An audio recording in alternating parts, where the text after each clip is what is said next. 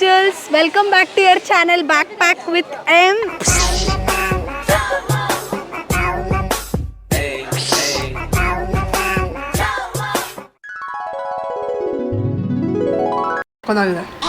Actually worth ಎಲ್ಲ ಕಾರನೇ. Hi ಬೋಲೋ camera ಕೋ ಅಂಕಲ್ ಯಾಕೋ ಸೀರಿಯಸ್ ಆಗೋಗ್ಬಿಟ್ರು, ನಗ್ತಾ ಇಲ್ಲ. Very scary. ಇಷ್ಟು ದೊಡ್ಡ ಸ್ತೂಪ ಕಟ್ಟೋ ಅವಶ್ಯಕತೆ ಆದರೂ ಇತ್ತಾ? ಬಟ್ ಇಲ್ಲೆಲ್ಲ ಏನೇನೋ ಪೂಜೆ ನಡೀತಾ ಇದೆ, ನಂಗೆ ಭಯ ಆಗ್ತಿದೆ. ಯಾರೂ ಇಲ್ಲ, ಟೂರಿಸ್ಟ್ಗಳು ನೋಡಿ ಸುತ್ಕೊಂಡು ಎಲ್ಲ ಕಾಂಪೌಂಡಿಂದ ಆಚೆ ಇದ್ದಾರೆ ಅಷ್ಟೇ. ನೇಪಾಳ್ ತುಂಬ ಕೇಳ್ಕೊಂಡು ಬಂದೆ, ಇಲ್ಲಿ ತಿನ್ನೋಕೆ ಏನು ಚೆನ್ನಾಗಿರುತ್ತೆ ಅಂತ. ಯಾರನ್ನು ಕೇಳಿದ್ರು ದಾಲ್ ಬಾಟ್ ಅಂದರು. ಸೊ ಇವಾಗ ದಾಲ್ ಬಾಟ್ ಏನು ನೋಡ್ತೀನಿ, ನಿಮಗೂ ತೋರಿಸ್ತೀನಿ, ತಿನ್ನೋಣ. ಭಯ್ಯ ಈಗ ದಾಲ್ ಬಾಟ್ ದೇ ದೋ. A few minutes later. Thank you. Veg meals ಕೊಟ್ಟಿದ್ದಾರೆ ದಾಲ್ ಬಾಟ್ ಕೇಳಿದ್ರೆ.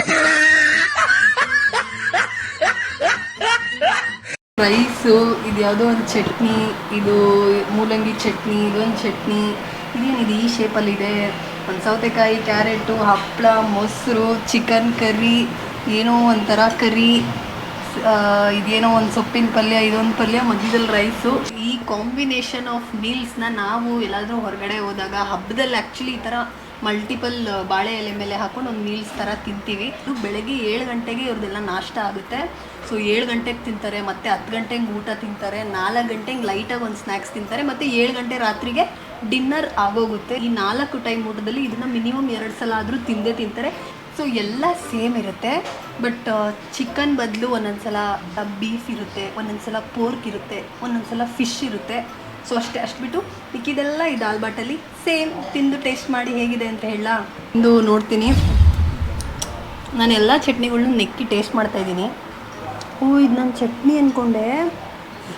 ಹಾಗಲಕಾಯಿ ಬರುತ್ತಲ್ಲ, ಹಾಗಲಕಾಯಿಗೇನೋ ಮಸಾಲ ಹಾಕಿ ಇದೊಂಥರ ಐಟಮ್ ಮಾಡಿದ್ದಾರೆ.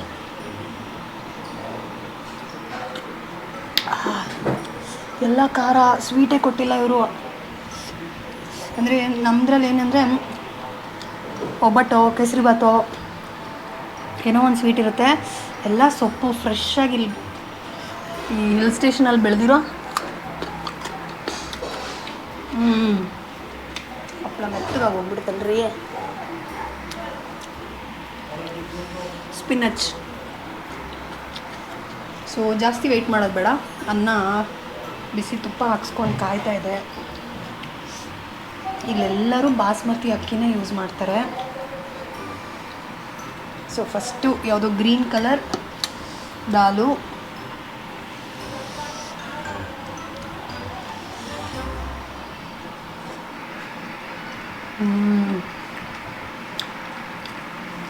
ಸೊ ಈ ದಾಲ್ ಬಾಟ್ ಬಂದು ನೇಪಾಳ ದೇಶದ ನ್ಯಾಷನಲ್ ಡಿಶ್ಶು. ದಿನಕ್ಕೆ 2-3 ಸಲ ತಿಂತಾರಲ್ಲ, ಅದಕ್ಕೆ ಇದನ್ನು ನ್ಯಾಷನಲ್ ಡಿಶ್ ಅಂತ ಮಾಡಿಬಿಟ್ಟವ್ರೆ. ಸೊ ಇವ್ರು ಯಾರೇ ಟೂರಿಸ್ಟ್ ಆಗಲಿ ಯಾರೇ ಆಗಲಿ ಬಂದು ರೆಕಮೆಂಡೇಷನ್ ಕೇಳಿದ್ರೆ 5 ಜನದಲ್ಲಿ 4 ಜನ ದಾಲ್ ಬಾಟ್ ಅಂತಲೇ ಹೇಳ್ತಾರೆ. ಇದ್ರ ಜೊತೆ ಗುಂಗ್ರಿ ಅಂತ ತಿಂತಾರೆ, ಅದನ್ನು ತುಂಬ ಜನ ಹೆಸರು ಕೇಳಿದೆ. ಬಟ್ ನನಗೆ ಜಾಸ್ತಿ ಜನ ದಾಲ್ ಬಾಟ್ ಅಂದ್ರಲ್ಲ, ಅದಕ್ಕೆ ಇದನ್ನು ತಿನ್ನೋಕ್ಕೆ ಬಂದೆ. ಸೊಕ್ಕದಾಗಿದೆ, ಆ್ಯಕ್ಚುಲಿ ವರ್ತ್. ಎಲ್ಲ ಖಾರನೇ. ಫೈನಲಿ ನೋಡಿ ಎಲ್ಲ ಖಾಲಿ ಮಾಡಿದ್ದೀನಿ. ಆ್ಯಂಡ್ ಎಸ್, ಮುಗೀತು ದಾಲ್ ಬಾಟ್. ತುಂಬ ಅಂದರೆ ತುಂಬ ಚೆನ್ನಾಗಿತ್ತು ಮೀಲ್ಸೇ, ಬಟ್ ಇವ್ರದ್ದೆಲ್ಲ ಒಂಥರ ಟೇಸ್ಟು, ಹುಳಿ ಖಾರ. ಸೊ ಈ ಥರ ಕೂತ್ಕೊಂಡು ತಿನ್ಬೋದು. ಸೊ ರೇಟು ನಾನೊಬ್ಳು ತಿಂದಿದ್ದಕ್ಕೆ ನನಗೆ 445 ರೂಪಾಯಿ ಆಯಿತು. ಒಳ್ಳೆ ಊಟ, ಎಲ್ಲ ಅನ್ಲಿಮಿಟೆಡ್ಡು, ಏನು ಬೇಕಾದರೂ ಎಷ್ಟು ಬೇಕಾದರೂ ಕೇಳಿ ಹಾಕ್ಸ್ಕೊಬೋದು.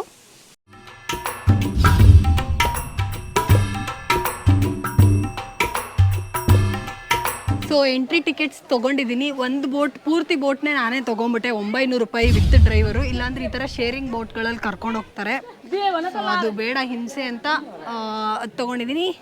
ಟಿಕೆಟ್ ಕೊಟ್ಟರು, ಲೈಫ್ ಜಾಕೆಟ್ ಇಸ್ಕೋಬೇಕು, ನನ್ನ ಸೈಜ್ದು ನೋಡಿ ಇಸ್ಕೊತೀನಿ. So life jacket ready, let's go and do the boating in this hot sunny atmosphere.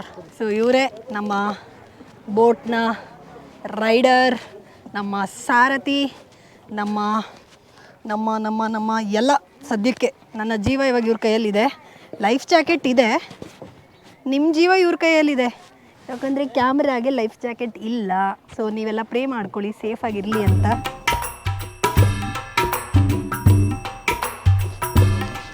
ಓ ಕುಚ್ ನೈ ಹೋಗಾ. ಅಯ್ಯೋ ನನ್ನ ಡ್ರೆಸ್ಗೂ ಬೋಟ್ಗೂ ಮ್ಯಾಚಿಂಗ್. ಏಂಜಲ್ಸ್ ಹೊಸ ನೀರು ಬಂದಿದೆ. ಏನು ನನ್ನ ಸುತ್ತ ಬೆಟ್ಟಗಳನ್ನ ನೋಡ್ತಿದ್ದೀರಾ, ಆ ಬೆಟ್ಟಗಳ ಮೇಲಿಂದ, ಬೆಟ್ಟ ಅಂತಲ್ಲ ಅದೆಲ್ಲ ಪರ್ವತಗಳು. ಸೊ ಅಲ್ಲಿಂದ ನೀರು ಬಂದು ಈ ನದಿಯಲ್ಲಿ ಈ ನದಿ ಅಲ್ಲ ಇದು, ಈ ಕೆರೆಯಲ್ಲಿ ಶೇಖರಣೆ ಆಗುತ್ತೆ. ಲೇಕ್ ಇದು ಫೇವಾ PHFVWA ಫೇವಾ ಲೇಕ್ ಅಂತ ಹೇಳಿ ಇದ್ರ ಹೆಸರು. ಈ ನೀರು ಈ ಪೊಕಾರ ಟೌನಿನ ಜನಗಳಿಗೆ ತುಂಬಾ ರೀತಿಯಲ್ಲಿ ಸಹಾಯ ಮಾಡ್ತಾ ಇದೆ. ಹೇಗೆ ಅಂದ್ರೆ ಇದು ಕುಡಿಯೋದಕ್ಕೆ ಯೋಗ್ಯವಾಗಿರುವಂತ ನೀರು, ಪ್ಲಸ್ ಇಲ್ಲಿ ಫಿಶಿಂಗ್ ಮಾಡ್ತಾರೆ, ಬೋಟಿಂಗ್ ಮಾಡ್ತಾರೆ, ಕುಡಿತಾರೆ, ಹೊಲ ಗದ್ದೆಗಳಿಗೆ ಜಮೀನ್ಗೆ ಅಗ್ರಿಕಲ್ಚರ್ಗೆ ಯೂಸ್ ಮಾಡ್ಕೊಳ್ತಾರೆ. ಅಂಡ್ ಅಲ್ಲದೆ ಅಲ್ಲಿ ಮಧ್ಯದಲ್ಲಿ ಏನ್ ಕಾಣ್ತಿದೆ ಅದು ಬಾರಾಹಿ ಅನ್ನೋ ಒಂದು ದೇವಸ್ಥಾನ. ಅಲ್ಲಿಗೂ ಹೋಗೋಣ, ಯಾವ ದೇವ್ರಿದೆ ಅಂತ ನೋಡೋಣ. ಅದು ಹೆಂಗಿದೆ ಗೊತ್ತಾ, ಲೇಕ್ ಮಧ್ಯದಲ್ಲಿ ಚಿಕ್ಕ ಒಂದು ಪುಟಾಣಿ ಐಲ್ಯಾಂಡ್ ಥರದಲ್ಲಿ ಸೀಮೇಲೆ ಒಬ್ಬರು ಬೋಟ್ ರೈಡ್ ಮಾಡ್ತಾ ಇದ್ದಾರೆ. ಅಂದರೆ ಅವ್ರು ಫಿಶಿಂಗ್ ಹೋಗ್ತಿರೋದು ಲೋಕಲ್ಸು. ಸೊ ಅದು ಬಿಟ್ಟು ಈ ಥರ ಗ್ರೂಪ್ಗಳಲ್ಲಿ ತೊಗೊಂಡು ಹೋಗ್ಬೋದು.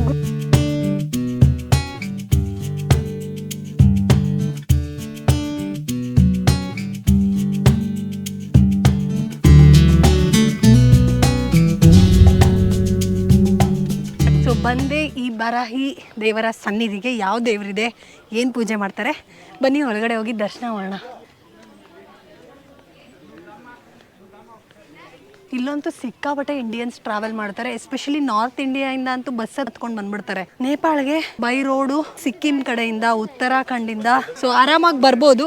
ಬೈ ರೋಡ್ ಕ್ರಾಸ್ ಮಾಡ್ಕೊಂಡು ಬರ್ಬೋದು. ಇವರು ಅಲ್ಲಿಗೆ ಹೋಗ್ತಾರೆ, ಅವ್ರು ಇಲ್ಲಿಗೆ ಬರ್ತಾರೆ. ಪಾಸ್ಪೋರ್ಟು ಬೇಡ, ವೀಸಾನು ಬೇಡ, ವೋಟರ್ ID ಸಾಕು ಎರಡೂ ದೇಶದ್ದು.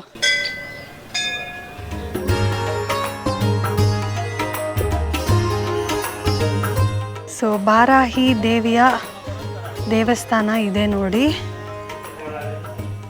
ಗಣೇಶ ದೇವರು.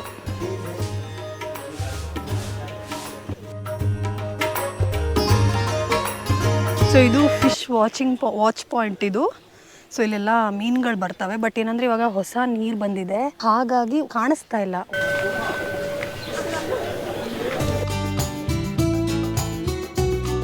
ಸಾಗಲಿ ಮುಂದೆ ಹೋಗಲಿ ದೂರ ತೀರವ ಸೇರಲಿ, ನಡೆ ಮುಂದೆ ನುಗ್ಗಿ ನಡೆ ಮುಂದೆ ಹೆಗ್ಗದೆ ಮುಂದಕ್ಕೇನು. ಎಷ್ಟು ತಣ್ಣಗಿರೋ ಜಾಗಕ್ಕೆ ಬಂದಿದ್ದೀನಿ ಗೊತ್ತಾ. ಸೊ ಇಲ್ಲಿಂದ ಫುಲ್ಲು ಕಾಡು ಸ್ಟಾರ್ಟ್ ಆಗುತ್ತೆ. ಇಲ್ಲಿ ಯಾರು ಲೋಕಲ್ಸ್ ಇರಲ್ಲ ಈ ಬೆಟ್ಟದಲ್ಲಿ. ಈ ಬೆಟ್ಟದ ಆ ಕಡೆ ಹೋದ್ರೆ ಇಲ್ಲಿ ಹೆಂಗೆ ಅಂದರೆ ಒಂದರಿಂದ ಒಂದು ಬೆಟ್ಟ.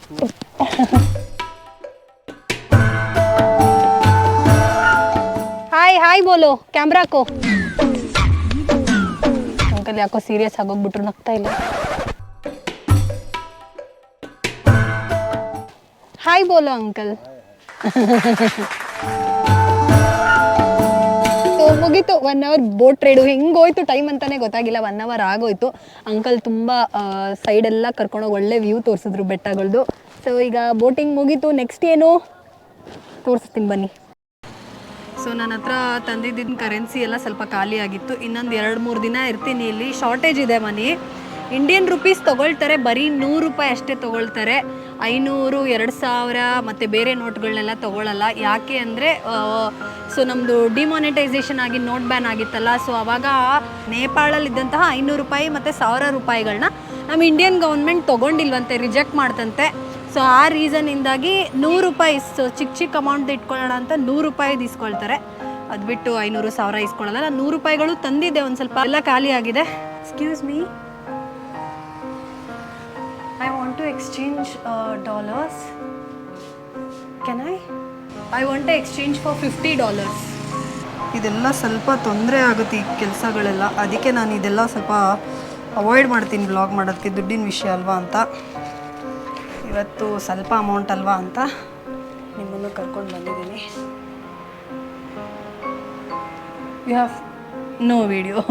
$50 ನನಗೆ ಜಾಸ್ತಿ ಬೇಡ ಇತ್ತು. ಆಲ್ಮೋಸ್ಟ್ ಟ್ರಿಪ್ ಮುಗಿತಾ ಬಂದಿದ್ದೀನಿ. ಒಂದು 3 ದಿನ ಇರ್ತೀನಿ ಅಲ್ಲಿ ಅಷ್ಟೇ, ಸಾಕು. $50 ಅನಿಸ್ತು. $50 ಅಂದರೆ 6430 ರೂಪಾಯಿ, 128 ರೂಪಾಯಿ ಅಂದರೆ ಸೊ ತೊಗೊಂಡೆ, ಇನ್ನೊಂದು $50 ಇಟ್ಕೊಂಡೆ, ನೆಕ್ಸ್ಟ್ ಟ್ರಿಪ್ಗಾಗುತ್ತೆ.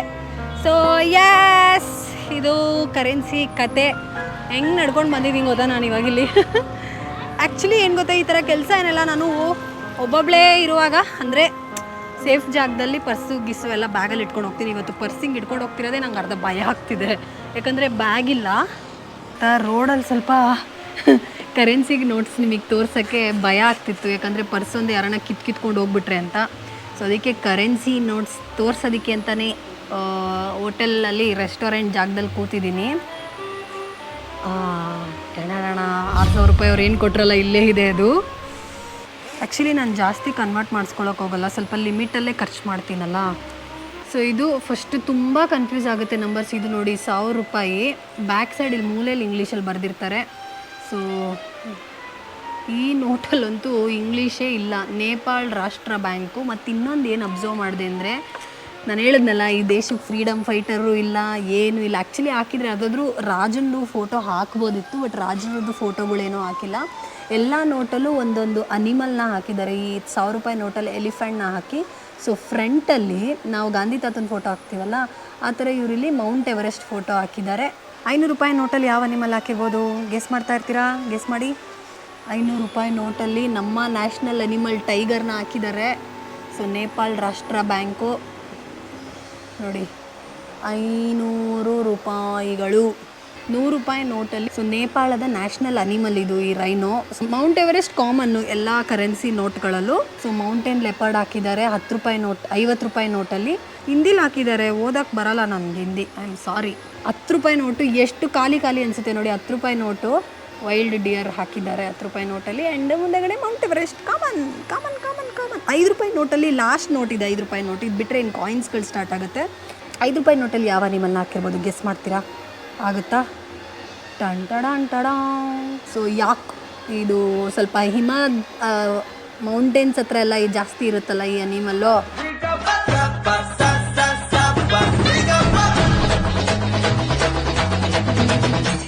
ಏಂಜಲ್ಸ್ ಪೊಕೋರಾ ನೇಪಾಳದೆಲ್ಲ ಮುಗಿಸ್ಕೊಂಡು, ಎಸ್ಪೆಷಲಿ ಪೊಕೋರಾ ಲಾಸ್ಟು.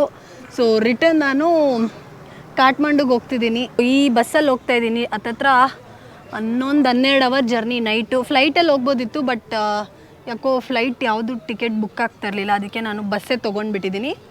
ಸೊ ಬಸ್ ಬ್ಲಾಗೆಲ್ಲ ಏನೂ ಮಾಡ್ತಿಲ್ಲ, normal air condition bus. So ಇದು ಪೂರ್ತಿ ಟೂರಿಸ್ಟ್ ಬಸ್ ಸ್ಟ್ಯಾಂಡ್ ಅಂತ ಮಾಡಿದ್ದಾರೆ, ಇಲ್ಲಿ ಯಾವುದೂ ಪ್ರೈವೇಟ್ ಇಲ್ಲ. ಸೊ ಬಸ್ಸಿನ್ನ ಯಾರೂ ಜನ ಬಂದಿಲ್ಲ, ನಾನೇ ಬೇಗ ಬಂದುಬಿಟ್ಟೆ. ಸೊ ಇದು ಡ್ರೈವರ್ ಅವ್ರದ್ದು ಸೀಟು, ಅದಕ್ಕೆ ಡೋರ್ ಕ್ಲೋಸ್ ಆಗುತ್ತೆ. ಸೊ ಬಸ್ಸು ಪಳಪಳ ಅಂತಿದೆ ನೋಡಿ, ಯಾರೂ ಜನ ಇಲ್ಲ. ಡಸ್ಟ್ಬಿನ್ ಅಲ್ಲಿಟ್ಟಿದ್ದಾರೆ. ಸೊ ನನ್ನ ಸೀಟು, ಅಯ್ಯಪ್ಪ, ನಾನು ಲಾಸ್ಟ್ ಮೂಮೆಂಟಲ್ಲಿ ಫ್ಲೈಟ್ ಇಲ್ಲ ಅಂತ ಬಸ್ ಬುಕ್ ಮಾಡಿದ್ಕೆ ಓಹೋ ನನ್ನ ಸೀಟ್ ಇದು 17 ವಿಂಡೋ ಸೀಟು. ಓ ಶಿಟ್ ಮ್ಯಾನ್, ನಾನು 17 ಅಂದರೆ ನಮ್ಮ ಕಡೆ ಸ್ವಲ್ಪ ಮಿಡಲೆಲ್ಲ ಬರುತ್ತೆ ಅಂದ್ಕೊಂಡಿದ್ದೀನಿ ಆರಾಮಾಗಿ. ನಾನು ಈಗಲೇ ನೋಡಿದ್ದು, ಯಾಕಂದರೆ ಯಾರೂ ಜನ ಇಲ್ವಲ್ಲ, ನಾನು ಹತ್ತಿರಲಿಲ್ಲ. ನಂದು ಸೀಟ್ ನಂಬರ್ 17 ಫುಲ್ ರಾಷ್ಟ್ರು. ಹೋಗೋದೆ ಹಿಲ್ ಸ್ಟೇಷನ್ನು, ಕರ್ವು, ಘಾಟ್ ಸೆಕ್ಷನ್ಗಳ ಮಧ್ಯೆ. 17 ಫುಲ್ ಲಾಸ್ಟು. ನಾನು ಗೆಸ್ಸೇ ಮಾಡಿರಲಿಲ್ಲ. ನಾನು ನಮ್ಮ ಕಡೆ ಎಲ್ಲ 17 ಅಂದರೆ ಸ್ವಲ್ಪ ಮಿಡಲಲ್ಲಿ ಬರುತ್ತೆ, ಅಂದರೆ ಲಾಸ್ಟ್ಗಿನ್ನ 3rd 4th ಬರುತ್ತೆ ಅಂದ್ಕೊಂಡೆ. ಫುಲ್ ಲಾಸ್ಟ್ ಇದೆ, ಏನೂ ಮಾಡೋಕ್ಕಾಗಲ್ಲ, ದೇವ್ರ ದಯ ಇದೊಂದು ಬಸ್ ಸಿಕ್ತು. ಓಕೆ, ಈ ಬಸ್ದೆಲ್ಲ ನಾನು ಬ್ಲಾಗ್ ಮಾಡ್ತಾಯಿಲ್ಲ, ಯಾಕಂದರೆ ಕತ್ಲು ಕ್ವಾಲಿಟಿ ಚೆನ್ನಾಗಿ ಬರೋಲ್ಲ ವಿಡಿಯೋದು. ಸೊ ಇಲ್ಲಿಗೆ ಎಂಡ್ ಮಾಡ್ತಾಯಿದ್ದೀನಿ. ಬಾಯ್ ಏಂಜಲ್ಸ್, ಬಾಯ್.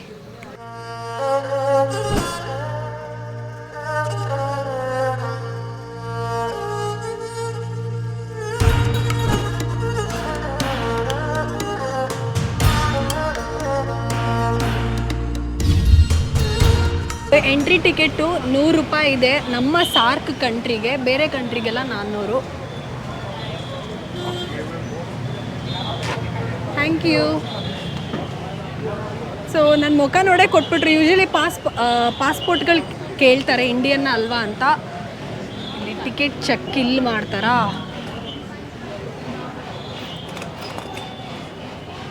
Thank you.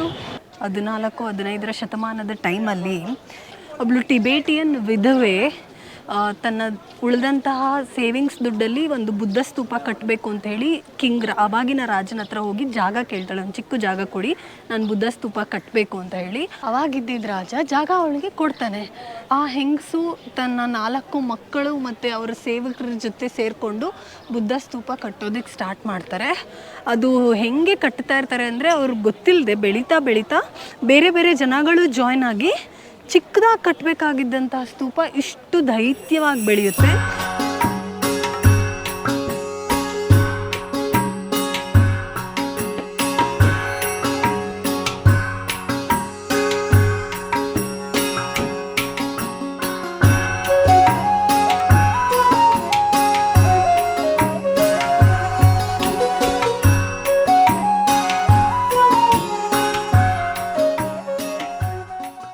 ಇಲ್ಲಿದೆ ಎಂಟ್ರಿ ಗೇಟು, ನುಗ್ಗೋಣ, ಹೋಗೋಣ ಒಳಗಡೆ, ಬನ್ನಿ ಹೋಗೋಣ. ಸೊ ಈ ದೇವಸ್ಥಾನ ಏನಂದರೆ ನೇಪಾಳೀಸ್ ಮತ್ತು ಚೈನೀಸ್ ಎರಡರದ್ದು ಟ್ರೆಡಿಷನಲ್ ಮಿಕ್ಸ್ ಇದೆ ಈ ದೇವಸ್ಥಾನದಲ್ಲಿ. ಆ್ಯಂಡ್ ನೇಪಾಳ ಮತ್ತು ಚೈನಾ ಹೇಗೆ ಸಂಬಂಧ ಅಂದರೆ ನೇಪಾಳ ಬಂದು ಇಂಡಿಯಾ ಮತ್ತು ಚೈನಾ ಮದುವೆ ಸ್ಯಾಂಡ್ವಿಚ್ ಆಗೋಗ್ಬಿಟ್ಟಿದೆ. ಹೌದು, ಎಲ್ಲರೂ ಅದನ್ನೇ ಹಂಗೆ ಕರೆಯೋದು ನೇಪಾಳನ್ನ. ಸೊ ನೇಪಾಳಿಗೆ ಎರಡೂ ಕಂಟ್ರಿ ಜೊತೆ ಒಳ್ಳೆ ಬಾಂಧವ್ಯ ಇದೆ. ಪಾರಿವಾಳಗಳು ನೋಡಿ ಎಷ್ಟೊಂದು ಕೂತಿದ್ದಾವೆ ಅದ್ರ ಮೇಲೆ. ಯಪ್ಪ ದೇವ್ರೆ, ಏನು ತಿಂತಿರ್ಬೋದವಲ್ಲಿ. ನಮಗೆಲ್ಲ ದೇವಸ್ಥಾನಗಳಿಗೆ ಹೋದರೆ ಚಪ್ಪಲಿ ಬಿಟ್ಟು ಹೋಗಿ ಅಭ್ಯಾಸ, ಇಲ್ಲೆಲ್ಲ ಇದು ನಾರ್ಮಲ್ಲು. ಸೊ ಹಾಗಾಗಿ ನನಗೆ ಏನೋ ಒಂಥರ ಅನ್ಕಂಫರ್ಟಬಲ್ ಅನಿಸ್ತಾ ಇದೆ ಚಪ್ಪಲ್ ಹಾಕ್ಕೊಂಡು ಬಂದಿರೋದಕ್ಕೆ. ಬಟ್ ಹೊರಗಡೆ ಬಿಟ್ಟರೆ ಆಮೇಲೆ ಅದನ್ನು ತೊಗೊಂಡೋಗಿ ಎಲ್ಲಿ ಎಸಿತಾರೋ ಕಸ ಅಂತ ಹಾಕ್ಕೊಂಡು ಬಂದಿದ್ದೀನಿ. ಬಟ್ ಇಲ್ಲೆಲ್ಲ ಏನೇನೋ ಪೂಜೆ ನಡೀತಾ ಇದೆ, ನಂಗೆ ಭಯ ಆಗ್ತಿದೆ. ಯಾರೂ ಇಲ್ಲ, ಟೂರಿಸ್ಟ್ಗಳು ನೋಡಿ ಸುತ್ಕೊಂಡು ಎಲ್ಲ ಕಾಂಪೌಂಡಿಂದ ಆಚೆ ಇದ್ದಾರೆ ಅಷ್ಟೇ. ನಾನು ನುಗ್ಗಿ ಬಂದ್ಬಿಟ್ಟಿದ್ದೀನಿ. ದೇವರಿದ್ದಾರೆ, ಯಾಕೆ ಹಿಂಗಿಟ್ಟಿದ್ದಾರೆ ಇವೆಲ್ಲ? ನಿಮ್ಗೇನಾದರೂ ಗೊತ್ತಿದ್ರೆ ಪ್ಲೀಸ್ ಕಮೆಂಟ್ ಮಾಡಿ ಏಂಜಲ್ಸ್. ಯಾರಾದರೂ ಬಂದು ಮಲ್ಕೊಳ್ತಾರಾ ಇಲ್ಲಿ?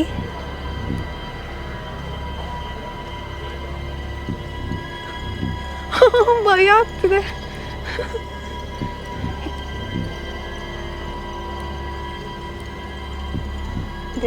ದೇವರಿದ್ದಾನೆ ಮಹಾಲಕ್ಷ್ಮಿ. ನೋಡಿ ಇಷ್ಟು ಸರ್ಕಲ್ ಬಂದ್ರಪ್ಪ, ನಾನು ವಾಪಸ್ ಹೊರಟೋಗ್ತೀನಪ್ಪ, ಹೊರಟೋಗ್ತೀನಿ. ಎಷ್ಟು ಮುಂದೆ ಹೋದ್ರೂ ಜನ ಇಲ್ಲ. ಆಮೇಲೆ ನನ್ನನ್ನು ಹಾಕೊಂಡು ಒಳಗಡೆ ಕೂಡ್ಗಿಡ ಹಾಕ್ಬಿಟ್ರೆ ನೀನು ಯಾಕೆ ಬಂದೆ ಇಲ್ಲ? ಅಲ್ಲಿ ಬೇರೆ ಅಲ್ಲಲ್ಲೇ ದೀಪಗಳು ಹಚ್ಚೋದಕ್ಕೆ ಮತ್ತೇನೋ ಒಳಗಡೆ ಹೋಗಿ ಒಂದು ದೊಡ್ಡದು ಟರ್ನ್ ಮಾಡೋದು ಇಟ್ಟಿದ್ದಾರೆ. ಅದರೊಳಗಡೆ ನಾನು ಹೋಗ್ಲಾ ಅಂದಿದ್ದಕ್ಕೆ ಇಬ್ಬರು ಪರ್ಮಿಷನ್ ಕೊಡಲಿಲ್ಲ. ನೋ ಅಂತ ಅಂದ್ಬಿಟ್ರು. ಅಂತಂದರೆ ನೀನು ಒಬ್ಬಳೇ ಸಿಕ್ಕರೆ ಬಿಡ್ತಾರ ಅವರು ನನ್ನ. So I am going back angels. I am sorry, ನಂಗೆ ಭಯ ಜಾಸ್ತಿ. ನನಗೆ ಈ ನೇಚರು ಅದು ಇದು ಅಂದರೆ ಏನು ಭಯ ಆಗಲ್ಲ, ಮನುಷ್ಯರು ಅಂದರೆ ಸ್ವಲ್ಪ ಭಯ ಜಾಸ್ತಿ. ಅಂದರೆ ಪ್ರಾಣಿಗಳಿಗಿಂತ ಸ್ವಲ್ಪ ಜಾಸ್ತಿ. ಇವರೆಲ್ಲ ಇದು ಮಲ್ಕೊಳ್ಳೋ ಜಾಗ ಅನಿಸುತ್ತೆ. ಒಬ್ಬೊಬ್ರದೇ ಅನಿಸುತ್ತೆ ಇದು ಜಾಗ. Actually very scary. ಇಷ್ಟು ದೊಡ್ಡ ಸ್ತೂಪ ಕಟ್ಟೋ ಅವಶ್ಯಕತೆ ಆದರೂ ಇತ್ತಾ? ಅಯ್ಯೋ ದೇವ್ರೆ, ಸ್ತೂಪ ಕಟ್ಟಿದ್ದಾರೆ, ಟೂರಿಸ್ಟ್ಗಳನ್ನಾರು ಒಳಗಡೆ ಬಿಡ್ತಿಲ್ಲ. ಇದು ಮಹಾಪರಾಧ, ಅಕ್ಷಮ್ಯ ಅಪರಾಧ.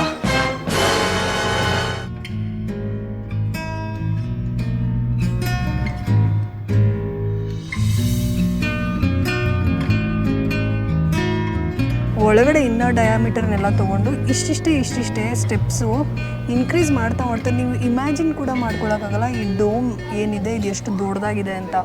ಸಿಕ್ಕಾಬಡೆ ನೋಡಿ, ಇಲ್ಲಿ ಮನೆ ತೋರಿಸ್ತೀನಿ ನೋಡಿ. ಅದೇನಿಲ್ಲ ಅಂದರೆ 1 2 3 4 4 ಫ್ಲೋರು. ಮೇ ಬಿ ಅದೊಂದು 2 ಸೈಡ್ಸ್ ಇರುತ್ತೆ, 1 ಸೈಟ್ ಅಂತೂ ಇರಲ್ಲ. ಆ ಮನೆ ಇಷ್ಟಿದೆ.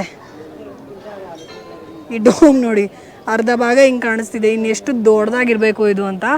ಎಲ್ಲರೂ ಇದನ್ನು ಹಿಂಗೆ ಅಂದ್ಕೊಂಡು ಸುತ್ತ ಈ ದೊಡ್ಡ ಸ್ತೂಪ ಏನಿದೆ ಅದ್ರ ಸುತ್ತ ಈ ಥರ ಇಟ್ಟಿದ್ದಾರೆ ರಿಂಗ್ಸ್ನ.